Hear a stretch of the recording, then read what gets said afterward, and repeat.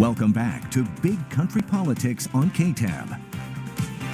Welcome to this week's Sunday Conversation here on Big Country Politics. I am Manny Diaz. This week our special guest is District 11 U.S. House Representative August Pfluger. August, thank you so much for making time for us today. Thank you, Manny. Good to see you. Yes, sir. Well, we're talking this government shutdown that occurred at 12:01 a.m. on Wednesday morning. There's a lot of finger pointing here, going back and forth. Enlighten me here, hearing that the Republican senators were looking to add an extension to this to keep funding open, while Senate Democrats were looking to perhaps extend some Obamacare subsidies that were set to expire in 2025. Enlighten me on this. What's going on? Well, it's just another example of petty politics that are being played. I was sent up to D.C. to do a job for the district that I represent, to represent our national security interests, to make sure that we had American energy abundance and dominance, to make sure our farmers and ranchers had a voice up there. That's exactly what I've done.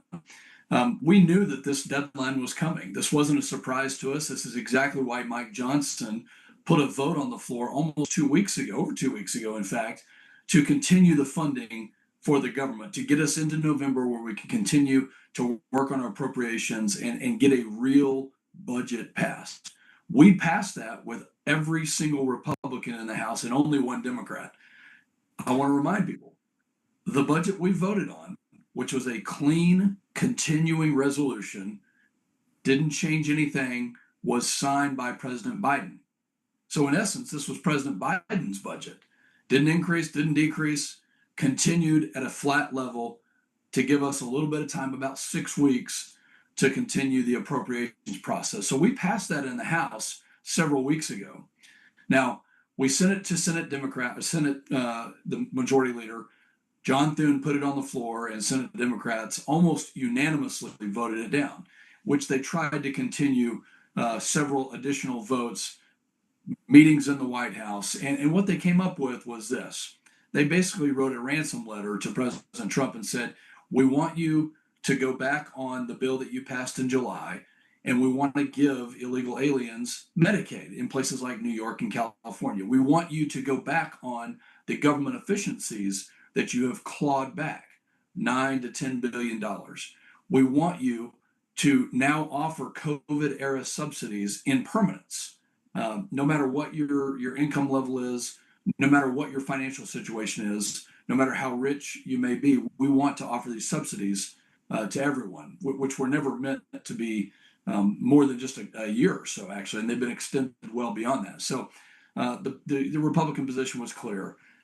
We passed a very simple resolution to keep the government open, to keep the functions happening, to keep places like Dyess Air Force Base and Goodfellow Air Force Base functioning normally, and Democrats refused to do that. And I think you can point to one major issue, and that is Chuck Schumer is afraid of AOC, and he has to act in a radical manner in order to show his base, which is rudderless, that he is quote unquote fighting, which is ridiculous when we could do the right thing. Senate Democrats, House Democrats need to come together and just do the right thing. Congressman, you're talking about doing the right thing, and I think that's a nice segue into this. Tell me, what are you personally taking or planning when it comes to a push for bipartisan agreement to reverse the shutdown? Well, just look at my voting record. I've voted in a practical way many times. In fact, I've passed more legislation than any legislator this year. Every single bill, many of which have been signed into law by the President of the United States, have been bipartisan. And I'm not talking 1 or 2 votes. I'm talking 30, 40, 50 votes. So that's step one. But step two, is this divisiveness. And it's really a hatred for President Trump that Democrats just can't seem to get over. When will we put the nation and the safety and security and prosperity of the nation above these politics is really the question. I think my voting record is clear. I've done that. I will continue to do that. And I'm calling on Democrats to do the same thing. Come to the table. Let's be bigger than the petty differences that may exist. Let's have real conversations, which we can talk about that process and what Republicans have done to bring Democrats in, and really just that refusal. So I'd like to see an environment where we can do that. I've got several ideas, in fact, that we can't do anything else until we pass the budget, that Congress must get back to its roots. And we're urging Mike Johnson to adopt that position. You will see me advocating for that. Manny, it's a great question, and I appreciate you asking it. Are there any conversations with, Democrats that could possibly, get to the table? Are there any bargaining things that you're willing to talk about with them to get past this? Well, it's hard to think about those things when we literally passed a budget that was drafted and signed by Joe Biden. That's so, it's hard to think about what else is out there when we said we're going to pass the same budget that he signed into law. We're not going to change anything on it, and they can't come to the table on that. So, yes, when it comes to the actual appropriations process, because we can't keep living in these continuing resolutions, although we've done that since 1977, almost in perpetuity.